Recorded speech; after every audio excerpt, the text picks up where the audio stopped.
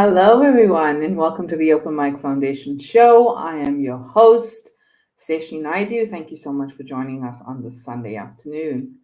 Today, I'm bringing you youth of South Africa, and we have a few of our guests that's waiting with us that will be joining us. And before I bring them on and introduce you guys to them, I just want to say welcome, everyone, and thank you so much for joining us today. And a happy Father's Day to those fathers that are celebrating today. And I wish you all the best. And I hope your kids have spoiled you rotten today. Today's talk is about life off. We all go through schooling and we all have different chapters as we go along. And I think the youth today wants to share with you some of the experiences, that they have been, going through these past couple of years. You will see some of the youth is quite young. Some of them are still studying, and you can hear some of from them. What's been some of their challenges. So before I bring them on, let's kick off today's show. Thank you so much, everyone.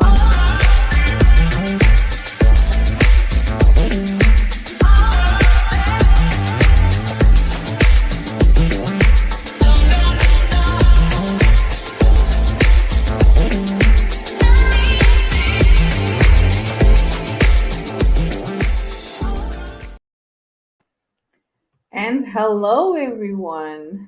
Welcome to the Open Mic Show. How's everyone doing? We're good. We're good. How you All guys? good. Hi, everyone. I think Shanae is just struggling a little bit. I'm just going to be connecting with her quickly. I'm just going to ask her to come off, and rejoin again. The connection is it's a little bit bad today. So, hello, everyone, and thank you guys so much for joining. It's so good to have the youth of South Africa here today. And just to kick off today, I just want to give Shanae a little bit of time before we kick off, and also give us some time. So before we get on, I think let's introduce ourselves. Ace, you want to kick us off with who you are and what you've been up to, and what are some of the things that you're doing currently? Okay, yeah, cool. Can everyone hear me? Am I Can? clear out there? Yeah. So, my name is Asipe Julane, but I just pretty much go by the name Ace, and I am an animator, digital artist, digital creative. I currently work for a virtual reality studio based in Randburg, and yeah, we pretty much just working on all sorts of projects. We're doing like programs for schools where we're teaching young kids how to program robots. So I'm busy doing like 3D modeling and animating for that. And yeah, I pretty much spend most of my time doing digital artworks, paintings, animations, anything that's kind of like digital content. I'm also trying my hand at podcasting. I'm trying my hand at fashion designing. So yeah, it's quite a busy time for me and an exciting time. Yeah. Yeah, that's a whole lot that was just said right now, right? So, very young and inspiring entrepreneur. Definitely has, been there and trying to get your hands into various different fields. I must admit, Ace, fields that not a lot of kids are getting into these days, right? Yeah. No, Especially some of the things that you've just mentioned. So, yeah, it takes a lot of courage to get into something that's not the norm, right? definitely, yeah. It's a pretty Yeah, scary journey, yeah. But yeah, absolutely. Yeah. Reba, you want to introduce yourself? Sure. Hi, everyone. My name is Reba. I am an aspiring actress, busy studying a bachelor's degree in drama at the University of Pretoria. I do poetry on the side. I'm part of a community called the Botaki ba Afrika, and they're normally like a community that is just that focuses on the arts, basically. I am currently busy writing a book with a friend of mine. It's going to be called Melancholy's Art Jubilee. And yeah, I do art and paintings on the side, and basically that's just me. Those that do not know, we do have the Resurrection exhibition coming up on the 3rd of September. And Reba is one of the poets that will be showcasing one of her pieces of poetry to us. So, Reba, I'm looking forward to having you at the exhibition. Thank you so much, for your contribution to the foundation as well, and looking forward to see some of your work. I am grateful for the opportunity. Oh, thank you, Reba. Rudo. Hi everyone, my name is Rudo. I am a strategist, a researcher. I'm also a podcaster. Um, I I'm a soon-to-be entrepreneur. Actually, I'm learning a couple of new things, and also I'm an honors alumni from Vega. All right. I see we have some people saying hi, guys. You can see people are watching. Guys, those are joining. I think Shanae knows who this person is. Um, okay, cool, 100%. Thank you guys so much for joining. If you have any questions for any of the youths or anybody that's, even for me, I mean, if you have any questions, happy to ask. Ask, and all the comments and stuff is shared live as we go along. Freddie, can you hear us?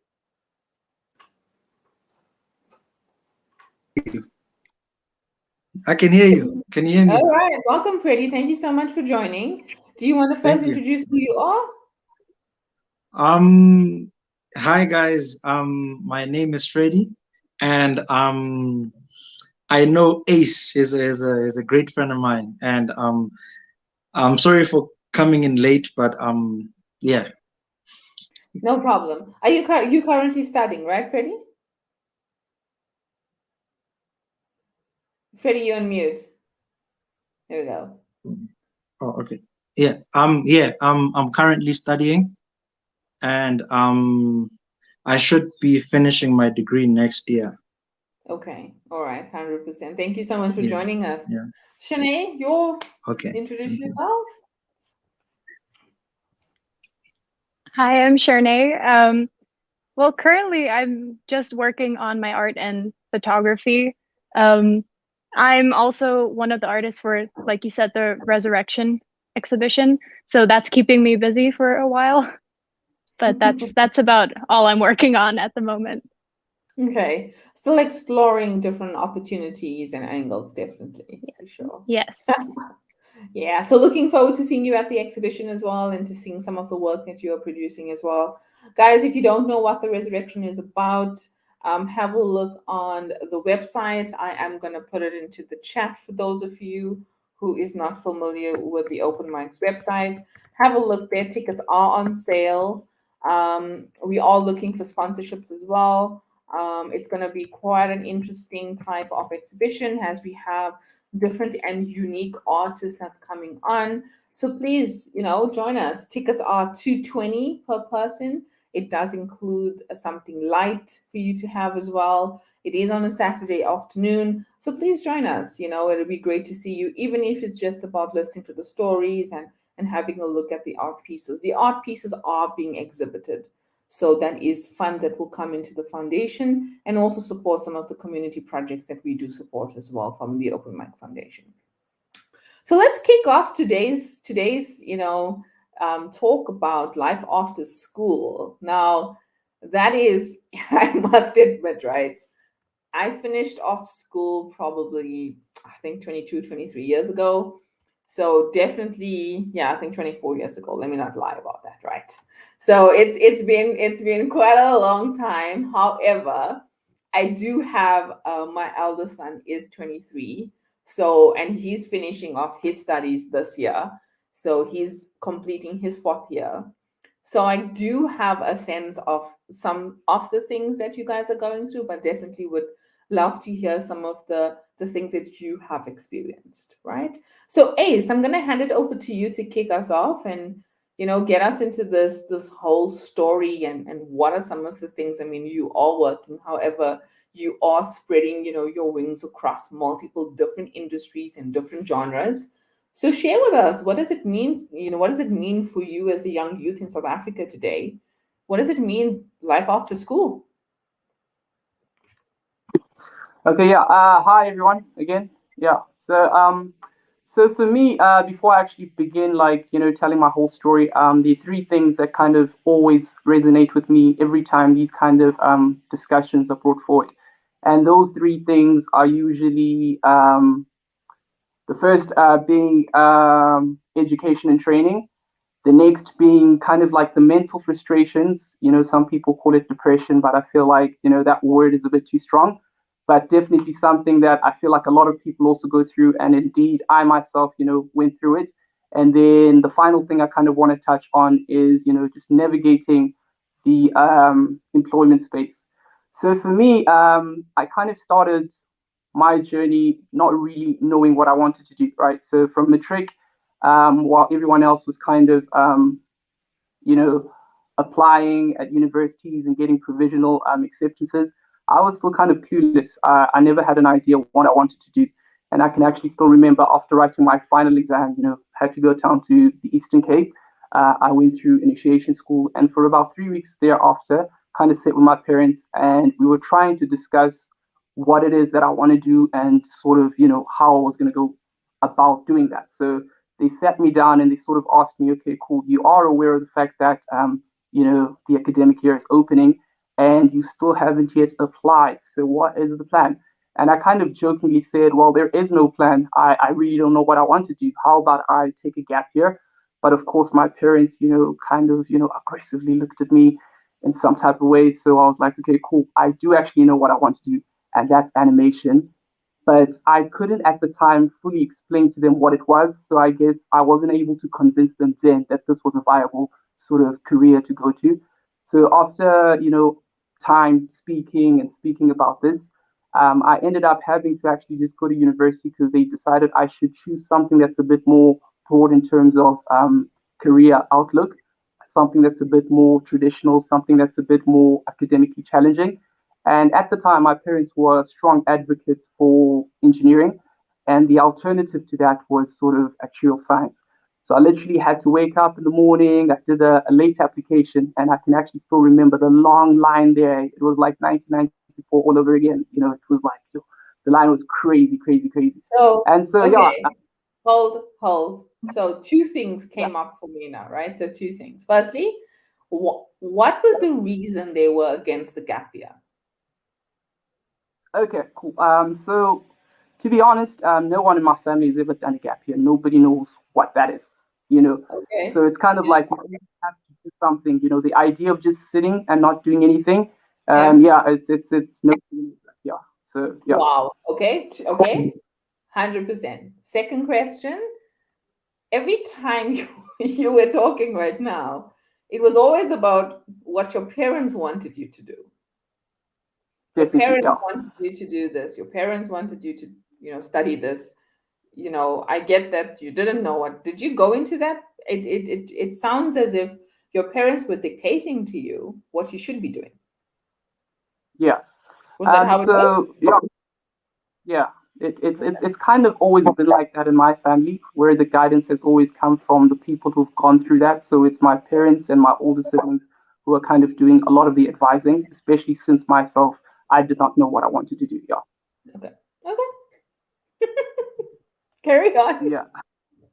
Okay, cool. So, yeah, long story short, I ended up having to study actuarial science. And I was studying that for about 2 years before I actually decided this is not what I want to do. So, another conversation had to happen where I needed to tell my parents that I want to drop out. So, Wow.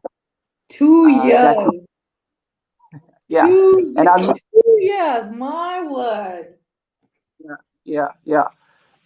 And the thing is, they didn't want to obviously let me drop out because they were like, I'm so close to the finish line. I've literally got like half a year left and then the final year. So about a year and a half left.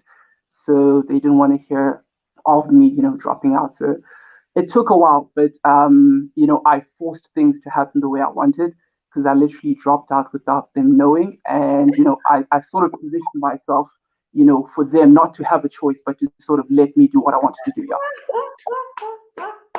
Sorry. Parents. I'm a parent myself, right? And it surprises me till today. Parents needs to catch a wake up. They're like, They need to listen to their children more. And trust me when I say this with utmost respect to parents, right? We don't know whether we're doing the job right or not. There's no handbook to say this is how you should be raising your how you should be raising your children, right? But we are so conditioned to do what has been done for generations and generations.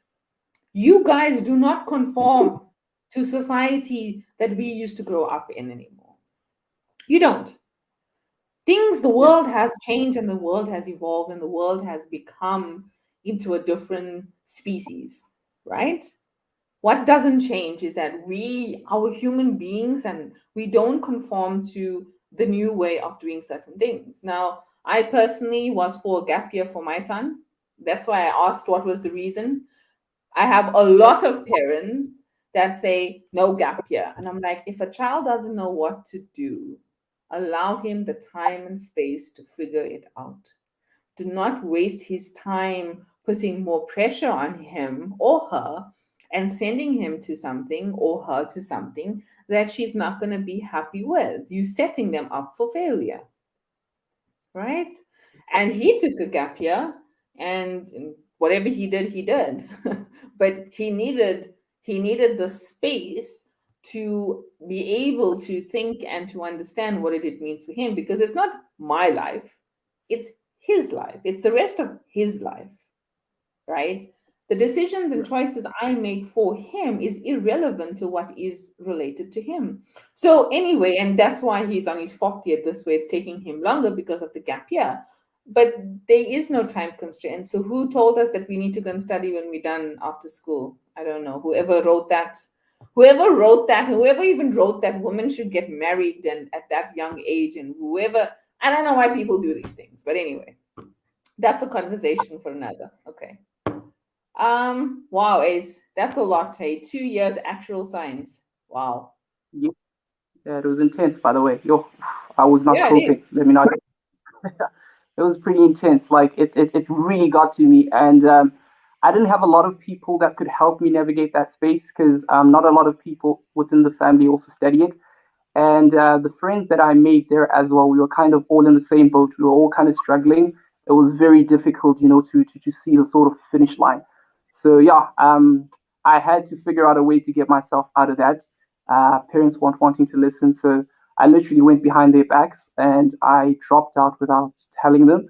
And yeah, but in the meantime, I didn't completely leave the school because I still kind of needed like internet access to the school because I didn't have it at home. So I'd literally just go to campus just to do some research at the university, and I would like look up, careers within arts, careers within animation, and that's where I sort of figured where I needed to go to next, and that's where I found out about the school that I then went to once I had dropped out there. Okay, where did you study the animation? I studied in Johannesburg in Rosebank. There was a school, oh, well, it's still a school called the Animation School. Yeah, Okay. Okay. 100%. yeah, yeah. Wow, yeah. That's a lot of struggles get to do what you want to actually do, right? Definitely, definitely, yeah. Yeah. And even then, it wasn't easy. You'd think that now that I'm studying what I wanted to study, things would just go accordingly. But even then, that dream kind of turned into a nightmare. It was tough. Yeah, Okay. All right. Rudo, yeah. thanks, Ace, for that. Cool. Hey, Sesh. So tell us, with you. I mean, I know you studied as well at, I think it was Vega, right? Yeah, I studied at Vega. Okay. Similar to Ace, I think I always loved communicating. I always loved creating. I always loved coming up with an idea and seeing it come to life. And there was actually a career day at my high school, Ruda High, and we were all just walking around, and I'm looking at nursing, and I never considered all of the mainstream. Like for Ace, they wanted him to be an engineer. I never considered any of that, and thank God, I actually never got pressure from my parents. I genuinely didn't know which career would allow me to have an idea created and see it come to life. And I just remember the stall from Vega, and they were talking about branding and strategy and communication. And I said, this sounds like me. And I went into that, finished my degree. I was blessed with a bursary and I did my honors. And then after that, I was like so excited. I was like, oh, freedom. And I'm excited to be independent because if I'm being very honest, I was actually very blessed. My journey was schooling wise. I was very blessed. Everything that came to me, I had a lot of support from my lecturers. And I was lucky enough to actually go to a university that actually pays a lot of attention to you and that presents opportunities to you. So that was that. And I never thought that life after school would be very challenging, because I think majority of us, we go into school and after school we're thinking, oh, job, everything is going to be fine. But I forgot the adulting part, that there's bills and now I actually have to do my deadlines and all of that. But speaking from the schooling perspective, everything was really smooth, no pressures, no, it was just a whole lot of support. The only challenges came in after school. Oh, I think you're on mute. Thank you. What are some of those challenges that you faced after school? All right. So the challenge was actually putting everything I learned into practice. Yeah, when you're in university and you even do an honors, you think that you're very prepped for even an internship. But I wasn't at all. And there was a very big switch because I was even more responsible, even more accountable for the job title that I had, the things I'm paying for, rent and water and electricity. And as much as I have been independent, basically, growing up, I was even at a girls' res in high school. I was always kind of independent, but things were much more different.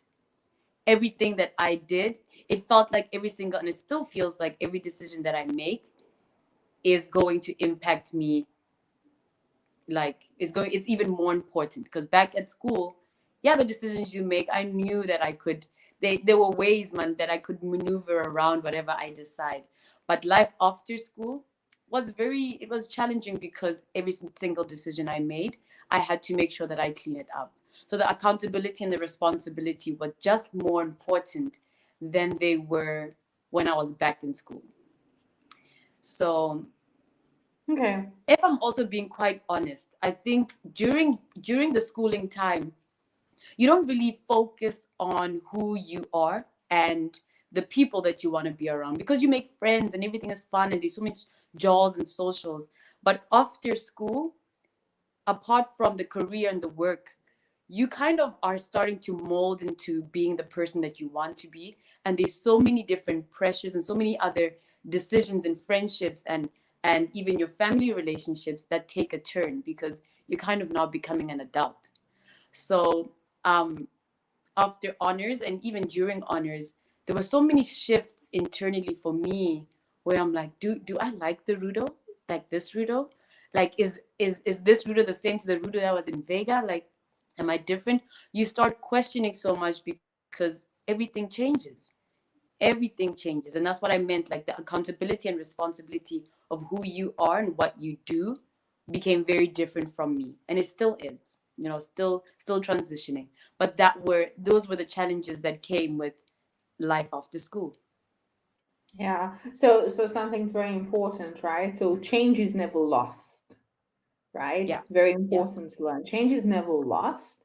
Change appears in diverse forms, Mm-hmm. right? So you don't ever lose when you're transforming or you go into a transitioning of oneself. You turn to the foundation still there. However, the change presents itself in a different form. Absolutely. Yeah. Yeah. So it's never Absolutely. lost. Yeah. Never Okay, lost. cool. 100%. I do have a question, but I want Reba and Shanae to finish up, and then I want to see where you guys are going to lead with this, right? Shanae? Yes. So my story is kind of similar to Ace, but also opposite. So I have very supportive parents throughout my whole childhood, throughout my whole life. And they never told me that I couldn't do what I wanted to do. So when I was 13, I entered high school and I decided then and there I want to be a wildlife ranger. That was my dream, to go Oh, work in the bush veld and a okay. wildlife ranger. Okay. Just go work in the bush veld with the lions, Okay. and that was my childhood dream, and Okay. that was my dream throughout the whole high school life. And finally, when I entered matric, it became like pressure was put on me, and it was like, okay, you need to make a decision now. So at the beginning of my matric year, we went out to places that could teach you how to be like a wildlife ranger, and you know how to do it. And the more I looked at it, the more I realized it has more cons than pros.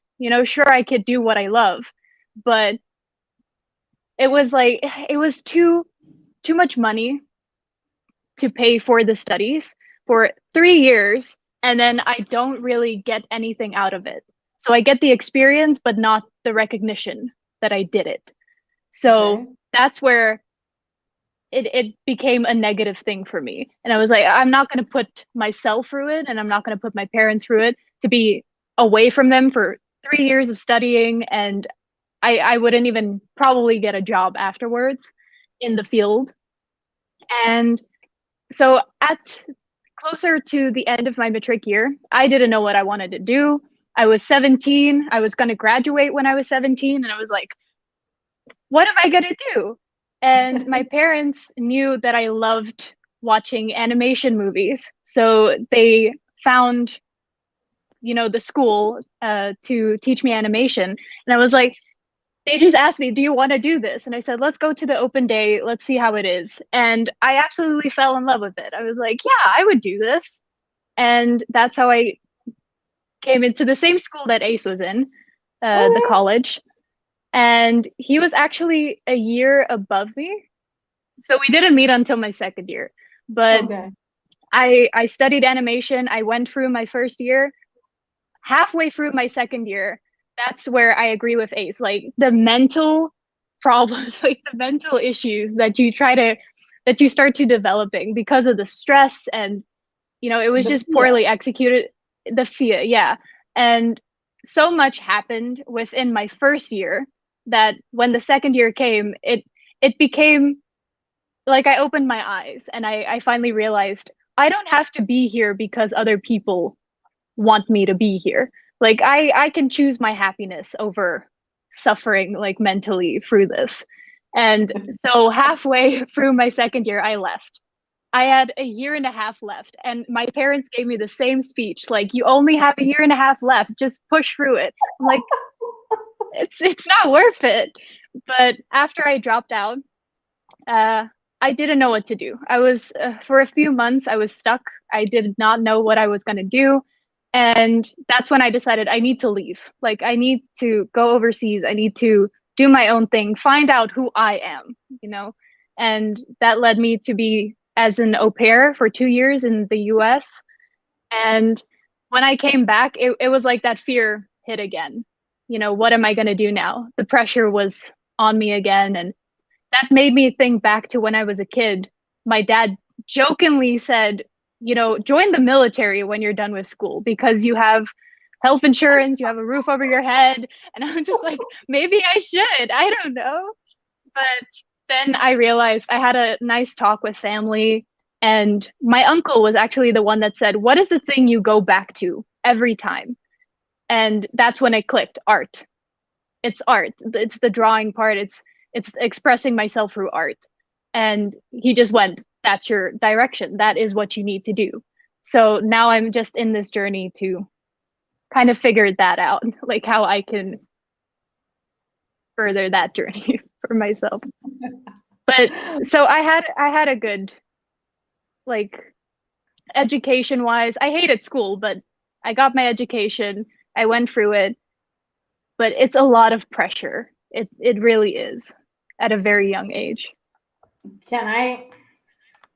Yeah, I have to ask you this, and I haven't. I'm gonna go to Reba now, right? So Ace, Rudo, and Shanae, just tell me yes or no, right? Is the pressure coming from your family?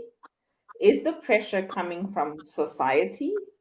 Or is the pressure coming from yourself?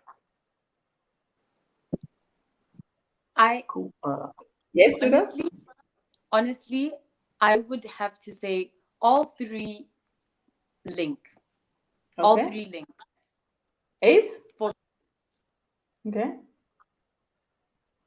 Yeah, I also agree. I think part of it is myself, the expectations that I put in myself, because there's a lot of people I don't want to disappoint.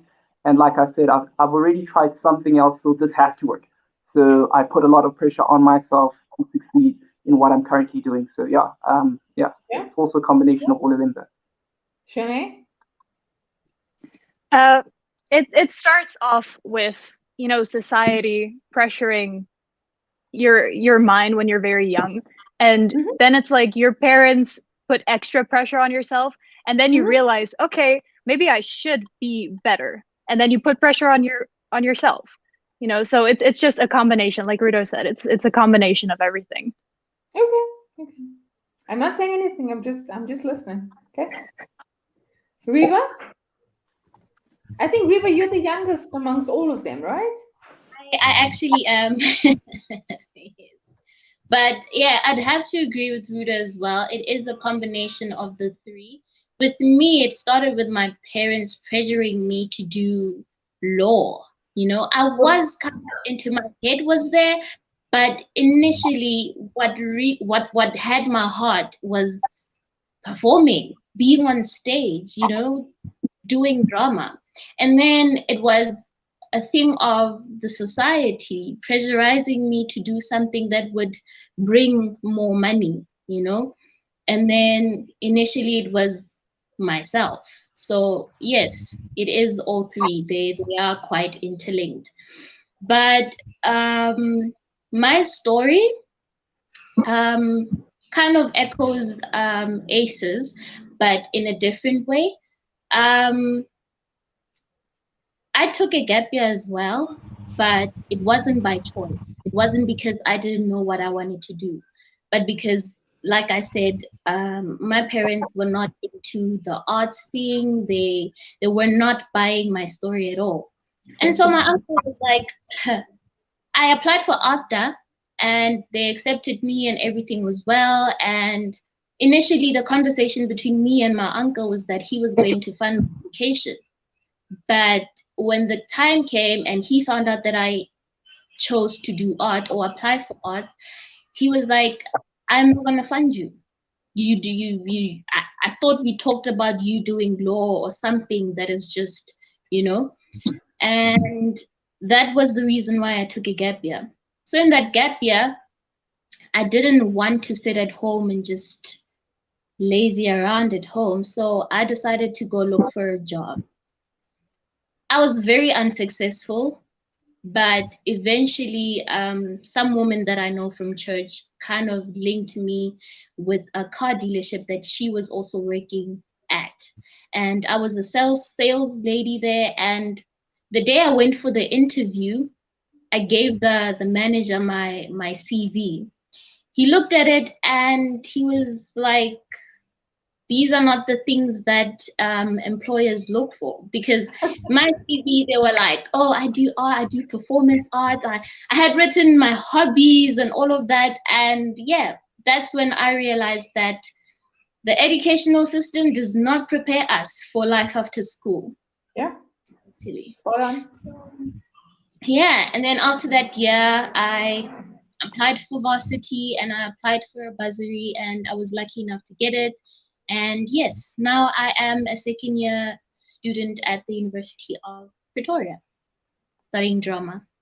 So is your parents supporting you now? Now they are warming up to Warming it. up to it slowly? Okay. Okay. So I do have two questions for you guys. So let me talk about the first question, right? So what do you think would have helped you, right, to get now it's a combination. I know it's a combination of things, right? So what would have helped you to make the better decision? What do you think, what do you think you needed to had get you to where you needed to be? So let me give an example, right? So Shanae, you were saying, you dropped out, there was pressure that was coming. What do you think that you needed? Did you need, more parent support? Did you needed more research? Did you needed like a program? What do you think would have helped you to had made better decisions or would have helped you once you had left school? Does that make sense, Ruda? Yeah. Yeah. Okay. Ace, you want to give it a shot? Okay, yeah, cool. So for me personally, I've always been kind of like into art, right? So, but I suppose my parents kind of never took it seriously. It was always just kind of like a hobby thing. So I think first of all, if they gave me that kind of support, like go for it, they'll be there to help you, sort of navigate that space. So I think if I had that from them, I would have been more confident to actually know from a younger age that I can pursue this because it took a while. And then the second thing was also just around understanding what the career itself entails because I got into animation quite late. And at Okay. the time when I first got into it, yeah, finding out about it at an earlier age would have been definitely helpful and just getting that support again from the parents. Okay. All right. Reba, you? For me, support is the main key. For me, I felt like if I was supported enough, I would have been far What in type of, okay, so what type of support? Let's narrow it down a little bit, right? parent support. If they supported me in my journey, then I would have been far. I would have probably graduated and I would have been casted on some show by now. But Okay. because it was delayed, then I am still in school studying. Okay. All right. Rudo, you?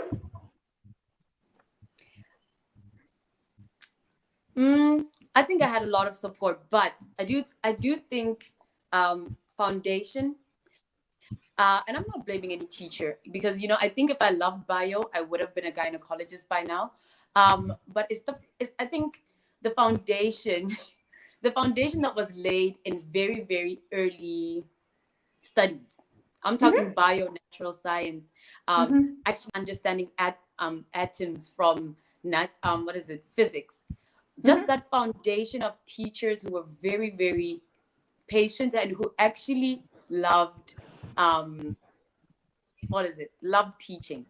I think if we had that, things would have been very different for me. Okay. So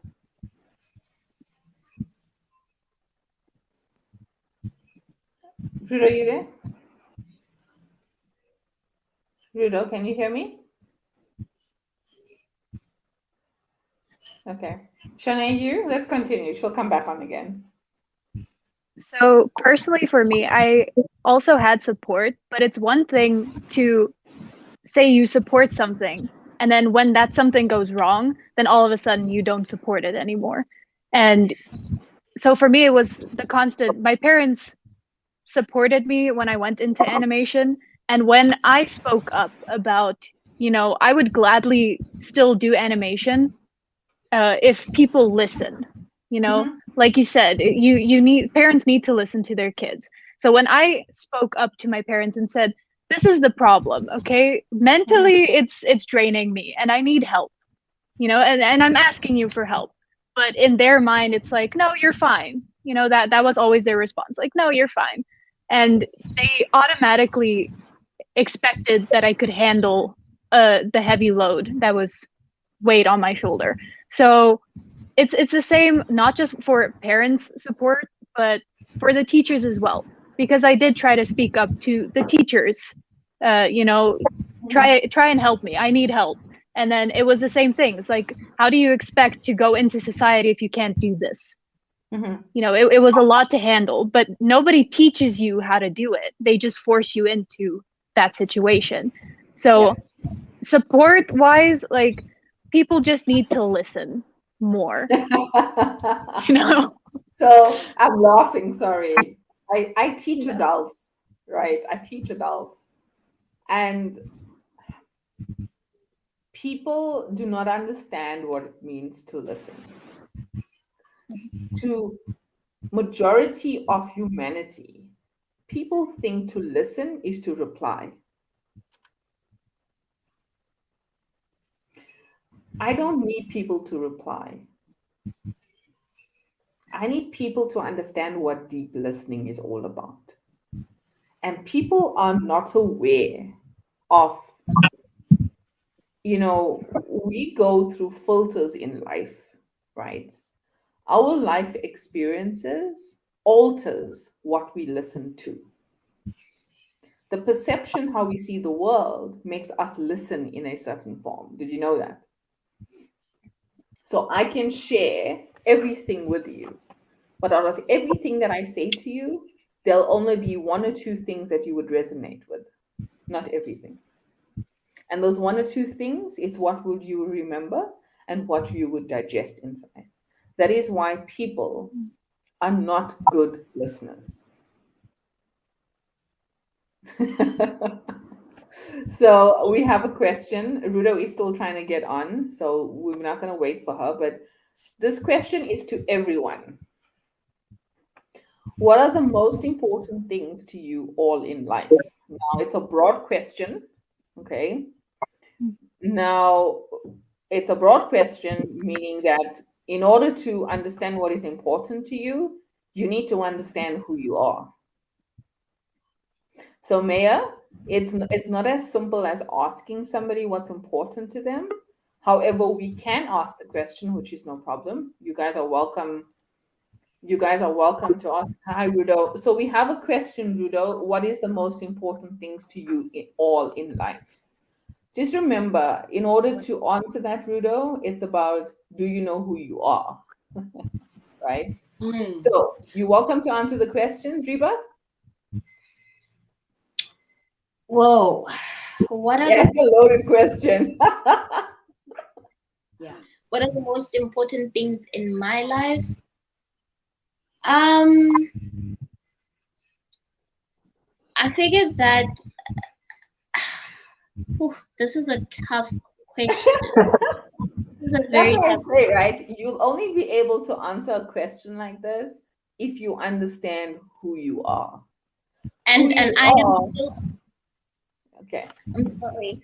But I was saying that I'm still on my path of self-discovery, Okay. No One problem. thing is fulfilling my purpose. Okay. 100%. Thank you for that. Ace? Okay, so for me, I've figured it out. It took a while, but I've figured it out. For me, the most important thing is people in my life and the relationship that I have with those people. So everything that I do has to, in some way, help with that. So even when it came to career choices, it was about figuring how my life would be and how that would affect the relationships that I would make. So for me, I'd say it's just the people in my life, relationships that I make with those Okay. people. Cool. Rudo? Same here. I feel like I'm still finding myself, but it would have to be living out my purpose.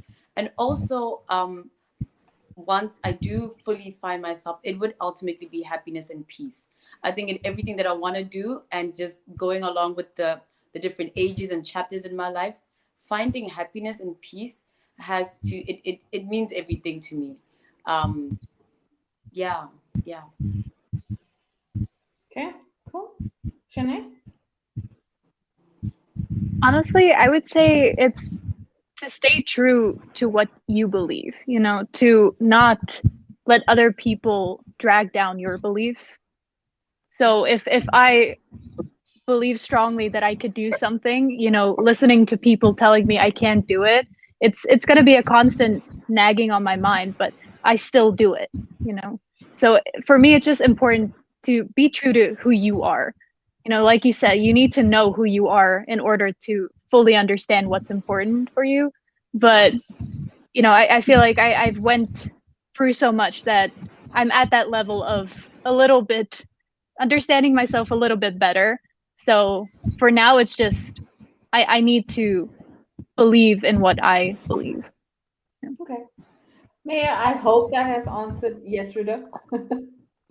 Sorry, And I was just thinking, like, that question is very loaded because I think in different phases of your life, the Yes. importance of certain things change. Oh, yes. And you, I don't know, when I do fulfill, I mean, I am happy, but when you do fulfill that peace and happiness, then other things will be more important because you have fulfilled that.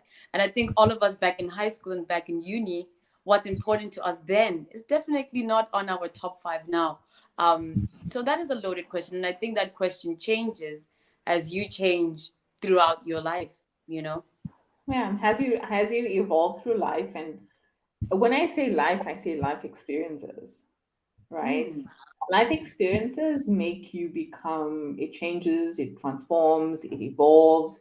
The outlook of things is very, very different. It's never the same. What happened yesterday is not necessary today because there's so much of change from yesterday to today. There could be massive, massive changes, which you're not even guaranteed, right? And here's the thing, we only guaranteed the present moment. exactly. We're not guaranteed tomorrow at all. And yesterday's already passed. So we are only guaranteed the present moment at this moment in time. So my last question to you guys, and I'm not going to make it a loaded question, okay? I'm not going to make it a loaded question. So,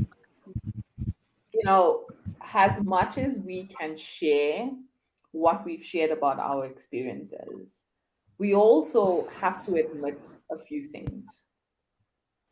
Schooling is not going to change. Why? The government has not, changed the syllabus in so many decades, right? It's still the same. Colleges, they're not practical enough to Rudo your point earlier, right? So it is up to people that's sitting outside of that to create programs to help people that are suffering, right? So what do you think? What do you think that they need, that the people that's after school leaving? Now there's two types of people, right? People that finish off school, like matric, and then people that finish off studying, because there's two gaps that's there, right? That we find ourselves. To Ace and Shanae that finished off after the year, after 2 years, 2.5 years of studying, they left and they didn't know, they still didn't know, right? Okay, Ace did. So we have two sets of people when they finish matric, and the other when they finish college or university, that is obviously struggling, and obviously there's fear that's coming on. What do you believe? Because let me tell you something, changing a system is impossible because it has to be done from inside and not from outside. Okay? In order to help people like the youth of today, we can only help it when we create it outside of the static institutions that we currently have. So, what would you think would help these two sets of students? What would some of the suggestions be? So let me give you an example, right? So I have me as a parent. So parents also need education, by the way, just an FYI thing, right? Okay, really shaking my head, right? So this is what I take out of some of the things. I've learned a lot about some of the things that I would do with my child now, right? I have a daughter and she's 13. She's entering high school next year. She wants to go into the medical field. My thing with her is give her the research now and show her what it's like to, and she's been saying this for about 2 years now. She's been saying this, right? She's only 13. And for her, it's like, okay, I want to become a doctor and I want to work with children. So I want to become a pediatrician. She narrowed it down, right? I said, okay. So now for me, for the next, I would say 3 years, before she reaches where she wants to her subjects, it show her what it's like to become a pediatrician, right? Because if you want to take your subjects, you need to know before you go and choose those subjects, right? If this is the route that you want to go. Just remember, it is, I think, plus minus between 6 to 8 years of studying medical. Okay. Right. So for me, it's that, okay, the next 3 years, you're going to find out what it's like to be a pediatrician. You're going to understand what it means to work in a surgery and do what you need to do. Okay. Those are some of the things I take away from the stuff that you just shared right now. Okay. So what do you suggest to some of the, if you have to give some stuff out there to some programs, what would be some of the things that you would address with them? Ace, you want to give it a shot?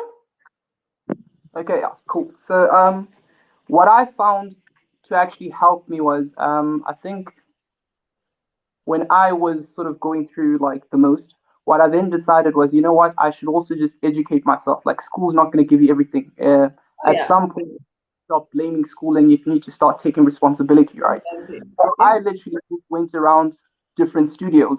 I literally was just like knocking on doors and just trying to just find out what this life would sort of entail for me. Because what you learn at school and what you do in the real world are quite different, and sometimes there is that disconnect. So I literally just went during my own holidays. I would do job shadowings. I would just learn. I wasn't getting paid or anything. It was just getting an idea of what I was going to do and just learning skills outside of school as well, like things that I'd actually do. So for me, a huge thing as well that also helped was incubation programs, because I knew that once I finished school, I would struggle with getting a job because everybody's always looking for experience. And I mean, if you've just graduated, where do you get that experience? So I did like a few internships through incubation programs, and through that, I was able to earn a stipend. But at the same time, I continued my learning, and I had an opportunity to also network. So yeah, I'd say definitely more incubation programs where people can bridge that gap between school and work, so that they are actually work ready. Okay, sounds good. Reba? I think one thing other people have to understand is that you have to volunteer sometimes in Yes. order for you to get the skills and experience that are needed for a specific career field. So I have a friend who recently, well, no, not recently, he graduated 2 years ago, and he had a year of volunteering and just putting himself out there. Right now, he has a job, and they have employed him because he has the necessary skills, the necessary knowledge that I needed. So, yeah, basically, put yourself out there, volunteer if needs be, and I think it will work for you. They should make volunteers part of grade 11 and 12 in schools. Sorry. Pardon? They should make volunteer work part of standards in grade 11 and 12. I didn't hear that. Can you please repeat? I say grade 11s and 12s should be doing volunteering work already. Yes, yes. They should. And, this is the other thing which I don't understand. Why do kids not study and also get a part-time job? Because it is very much possible to balance Yes, school and part-time yes, job. yes. So sometimes, and I'm saying this because I employ people as well, right? Sometimes you wonder, but remember, it also shows character, right? It also not only builds your character in terms of how do you balance, it also shows people from a character perspective that's employing you, the type of character that they're employing. Remember something, when you go for a job interview, and I've said this to Rudo before as well, they don't employ you, they ask you to come for an interview, not because you qualified. Remember, you already got the interview already tells you that you are qualified. Why? Because you've got the paper that's required for it. They called you for the interview to actually see, do you fit in my culture of my organization? They want to see who you are, what you are, and can you fit in my organization? The fact that you have an interview tells you that you're already qualified. Does that make sense? Yep. Yeah. Yeah. And it's not about, sometimes it's not about the piece of paper. Sometimes it's more about, okay, this type of character thinks that he can do the job. They're probably going to see, okay, what is it, some of the things that you can bring to the team, right? Shanae, you? So I kind of agree with Ace. You know, we need those programs that you can do your own research to see if you fit into that direction that you want to go after school. But I personally, like when I was 15, because I wanted to work with animals, I volunteered for a whole year. Every weekend, I volunteered at the SPCA to see if I can handle, you know, that environment.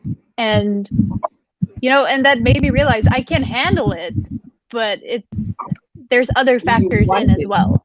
Yeah. Do I want it? Yeah, do I?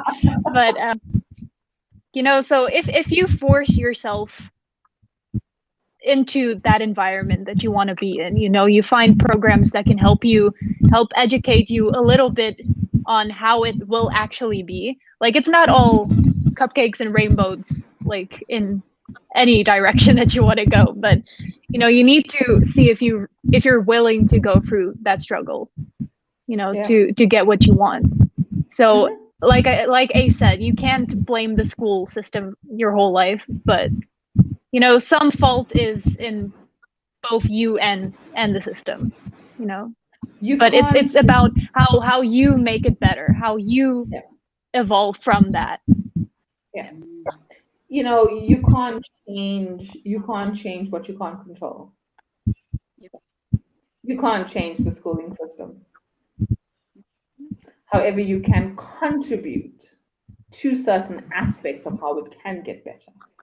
It's just how you see it. Yeah. Rudo? Literally, all of your answers, I was going to say everything that you guys said. Put yourself out there, drain yourself, put yourself in that uncomfortable well, not uncomfortable, but literally throw yourself in there. I started my internship first year, so I've been working since first year, and my little piece of advice is like, but how, like, be realistic. I'm not too sure if I'm saying it correctly, but be realistic. If you want to be independent from the jump, and let's say after matric, then you need to start working, even if it's not aligned with what you actually want to do. But go into sales, like Reba, because even in that job, there's so many skills that you learn for the future. There is no job that's almost like a waste. Even with Cherie having to do those programs, it might have seemed like, oh, I don't like doggies and I don't like taking care of this, but it taught you patience. It taught you that you don't want to be here, but you want to be here. There's always answers in these little phases that we have.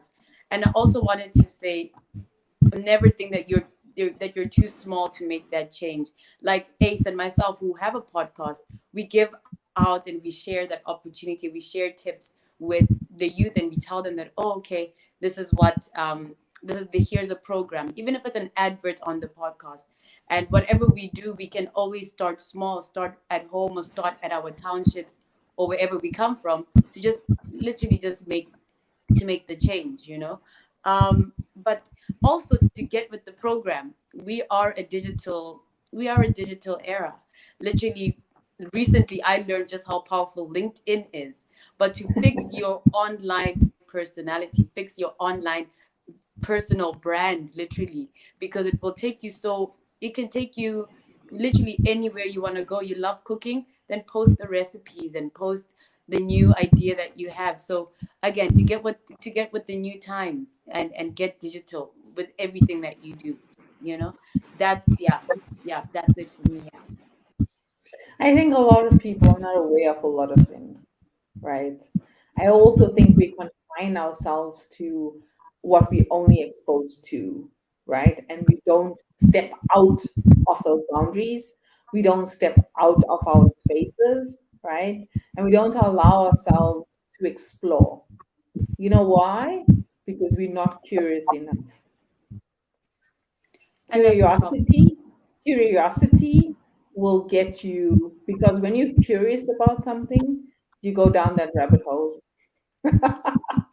Whether good or And when you bad, go, but and that's what happens with me, right? Is when you go down that rabbit hole and when you start experiencing things. And honestly, I can tell you what led me to who I am today, right?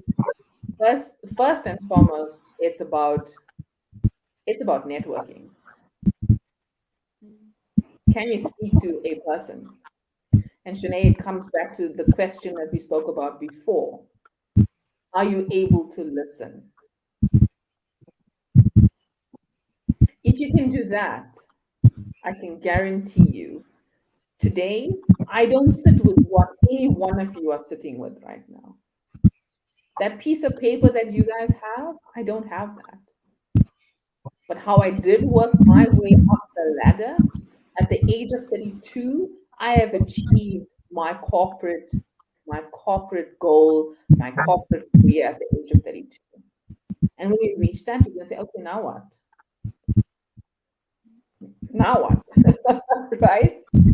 And the only way, the best advice that I can give any student out there is it's not what you know on paper. It's not what you are taught at schools. It's not what you're taught at universities. Nothing of that sort. It's how you interact with another human being. That is what gets you where you need to be. The bottom line, and I'm proof of that, right? The bottom line, I didn't study for 4 years. I didn't even study, guys. I got to where I am because of the people. You only need one person to believe, and the rest is history. Right? That's why I say, if you can interact with another human being to show that person what it means to listen, to understand, to show gratitude, to have kindness, you're already on your way. If you don't know what that is, you will never be able to, not at all. And this is someone that has a nonprofit organization, a solopreneur, my own business, and I'm still working in corporate for 22 years in my 7th industry. Now, I've been around the block. That doesn't tell you, right? I've been around the block. And all I'm saying is that what got me to do the things that I do is because of people, is to having those things, not the piece of paper, even going for interviews, even in those incubate programs as well. It's who you meet in those programs that leads you to where you need to be. And you don't even have to know the skill. You don't even have to know what the thing is. As long as somebody can see you, hear you, listen, and that's all that's needed. Guys, it has been a fantastic time, and we are time up. I just want to say thank you for those that are watching. Thank you so much. We have 2 minutes left, so if you have any more questions, any more comments for our team that's on our Youth Talk today, please send in your comments through or questions through by the time we wrap up. May, you've been a sport today.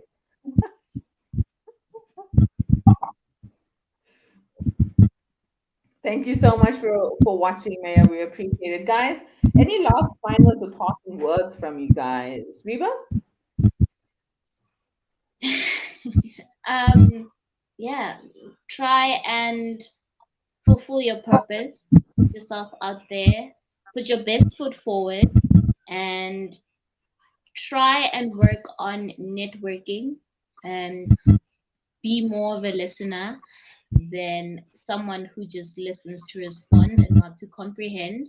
And continue to be curious, continue to engage yourself in what you love, and then you will be successful in it. Thank you so much, Reba. Looking forward to seeing you on the 3rd of September at the exhibition. Shanae, you? Like you said, live in the present. The future is not guaranteed. The past is over with, so live for today, Awesome. Thank you. Rudo? I would say sometimes take that risk. Take that risk. You never know where it will lead you. If it feels right and everything internally says, I need this, take that risk. let me tell you where Rudo's coming from. Rudo took the risk on me when we met at a workshop. Oh yeah. Rudo and I met at a workshop. What's it, 3 years now, Rudo? Yeah. Almost 3 years ago. Like a vision board. And Yeah. we met at a workshop with a same networking connection. And she was creating her vision board, and I just sat next to her and we just started talking. And the next, I think a week later, we contacted each other, and she's been with me at the foundation ever since. And she's been just shining and shining her light ever since. So you never know who you meet. You never know. You never know who you meet. Thank you so much, Rudo. Ace? Yeah. So for me, people, life is all about people. You always going to be about people. So networking, everything we talked about today boils down to people are people who are how to do things. They're the ones who are going to open. If there's one skill that you need to learn how to do people, learn how to interact with people. Stop shy. It's all about talking to people. All right. Guys, if you have any more questions, any comments, please, you know how to contact us. We are live on our YouTube channel and our Facebook Live as well. Thank you guys so much for joining. And thank you guys so much for joining and, taking some time off. And please, if you have dads, please tell your dads, thank you so much for lending your time, to me today. I know dads are precious as well, and so is moms. I know we make a big deal about the moms, right? But dads is also very precious as well. So to the dads out there, happy Father's Day to you. And I hope you guys have a great day. Guys, for those that want to get in contact and want to be part of the open mic and we want to share a story, please contact us. We are on openmic@outlook.com, or reach out and connect with us on our website. More than welcome to join us. We have a few events coming up. We have a Women of the Future high tea in August for Women's Month, and we also have the exhibition coming up on the 3rd of September as well, the Resurrection. So please join us and support us. The foundation does do some great work when it comes to the youth and with helping, young entrepreneurs as well, and we do connect. Just Be Studios is actually at Future Females. In the next 2 weeks, we are actually exhibiting at the expo. So if you are around in San Francisco, please join. If you want to know more about it, reach out to myself or Rudo, and we'll definitely be able to get in touch with you guys. Guys, thank you so much. Have a great, great Sunday afternoon. Thank you, everyone. Thank you.